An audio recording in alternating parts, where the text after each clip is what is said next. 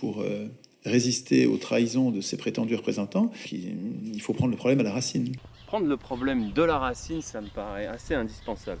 Et je vous propose qu'on aille voir chez les Bretons si on peut pas aussi trouver les solutions par la racine. T'es prêt, Bolti ?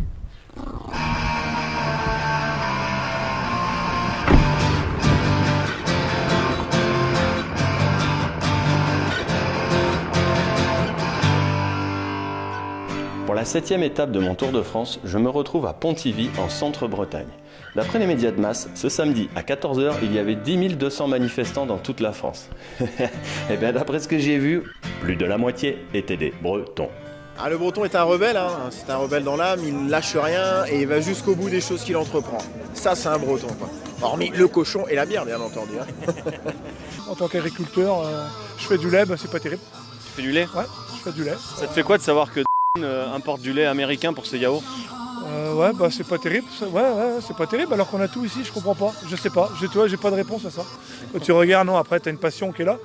La passion qui va être là, qui est là depuis longtemps. Mais au fur et à mesure des années, ça diminue. Ouais, ça diminue, tu te retrouves tout seul. Ah bien voir, tu vois, comme tu dis, pour engager quelqu'un pour te seconder et tout, je peux pas. J'engagerais un ouvrier, quoi, non, tu peux pas. Parce que c'est pas normal que tu te suicides pour ton boulot, je trouve ça bizarre. Je trouve ça bizarre. Alors, parce qu'agriculteur, c'est quand même vous qui avez fait la richesse de la France. Bah oui. T'as des bassins, surtout le Grand Ouest, t'as tout. Pourquoi ? Alors explique-moi un petit peu, est-ce que toi tu mènes un combat dans le combat ? Oui, on m'a dit, monsieur, estimez-vous heureux, vous avez un fauteuil, vous débrouillez avec ce que vous avez. Du coup, est-ce que tu peux m'expliquer alors le lien entre ton combat à toi, celui des handicapés, et celui des gilets jaunes ? C'est la même chose. On a besoin d'une reconnaissance, on a besoin qu'on fasse respecter nos droits. Et on ne demande pas plus, simplement que nos droits d'être humains soient respectés. Donc nous, on a monté une association, c'est Action Nationale Handicap. Donc si on arrive à avoir 200 adhérents, on pourra passer en utilité publique, ce qui est une bonne chose. Le peuple a du respect pour l'être humain. L'État n'a aucun respect pour l'être humain. C'est pour ça qu'ils nous envoient des hommes là qui sont en armure. C'est des chars d'assaut, quoi. C'est des blindés. Donc moi, je suis attaché sur mon fauteuil parce que j'ai peur que les flics me fassent tomber de mon fauteuil et me piquent mon fauteuil. Parce que s'ils me piquent mon fauteuil, je me retrouve sur le cul par terre à galérer, à me traîner le cul pour aller me foutre en sécurité. Et donc je me suis attaché dessus. Là, la seule chose qui peut me piquer, c'est les roues. Donc ça va. Ils piqueront pas ton humour en tout cas. Ah non, ils peuvent pas.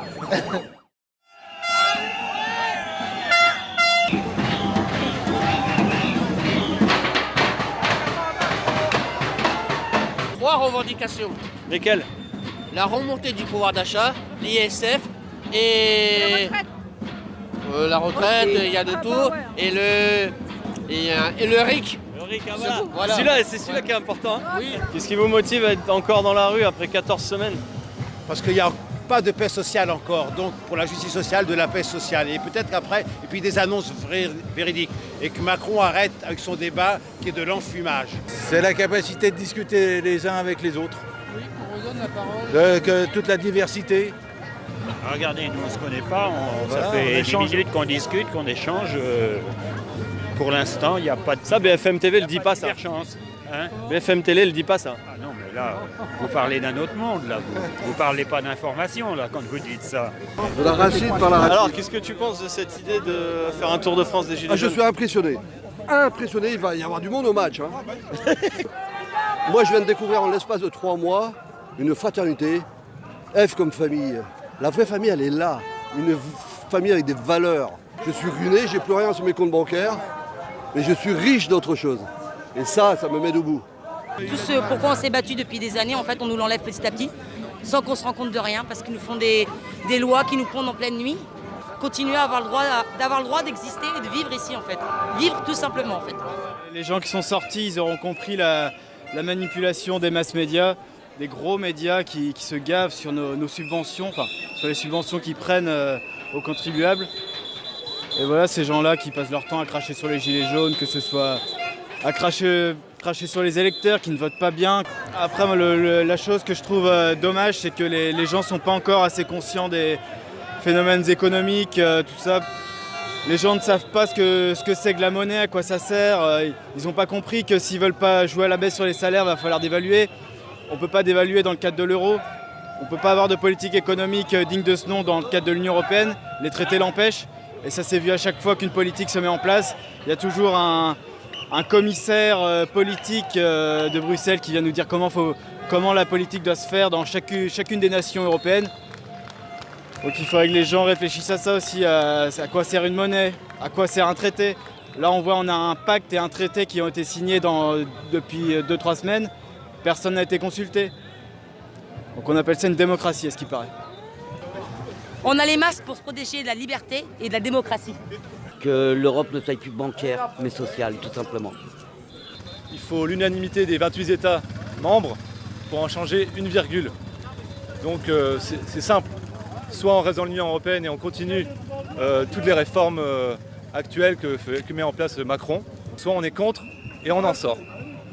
Moi, que les gens ont envie de migrer parce qu'ils ont envie de bouger pour telle ou telle raison, moi j'y vois aucun souci. Mais en fait, on se rend compte que les gens, s'ils migrent, c'est parce qu'on leur laisse pas le choix, quoi. On les empêche de manger, on les empêche de boire, on les empêche de vivre, on leur fait croire que l'Eldorado c'est l'Europe, quoi. Et en fait, ce qu'ils cherchent à faire, c'est d'avoir des esclaves, quoi, à pas cher. Enfin, je pense que c'est ça. C'est ça qui me gêne dans l'Europe, c'est que ça part. L'idée est sûrement très bonne, mais elle est trop malsaine, quoi. S'ils venaient me dire à moi tout seul, chez moi, je vais continuer à te faire les poches, je vais continuer à voler tes parents, tes frères, tes sœurs, et je vais continuer à vous faire du mal, s'il n'avait pas ses gardes du corps, je lui mettrais une gifle, quoi. Tu vois ? Donc c'est pour ça qu'ils se comportent comme ça, c'est parce qu'ils ont les moyens de se payer des gardes du corps. Donc ils aillent se faire enculer. C'est parti de la BAC ? Ouais, la brigade anti-Castaner, ouais.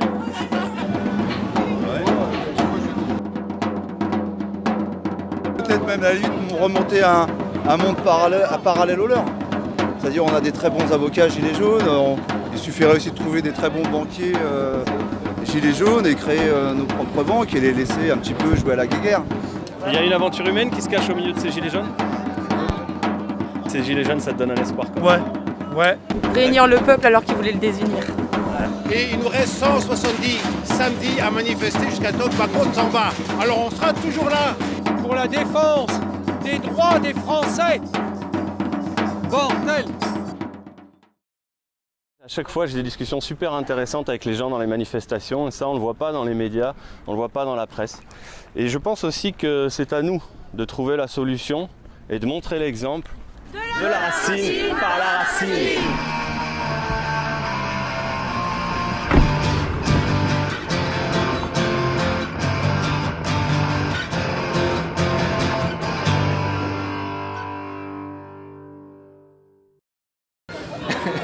Mon grand-père m'a toujours dit, quand on veut avancer dans la vie, il faut regarder devant. Si on regarde derrière, on va finir par se casser la gueule.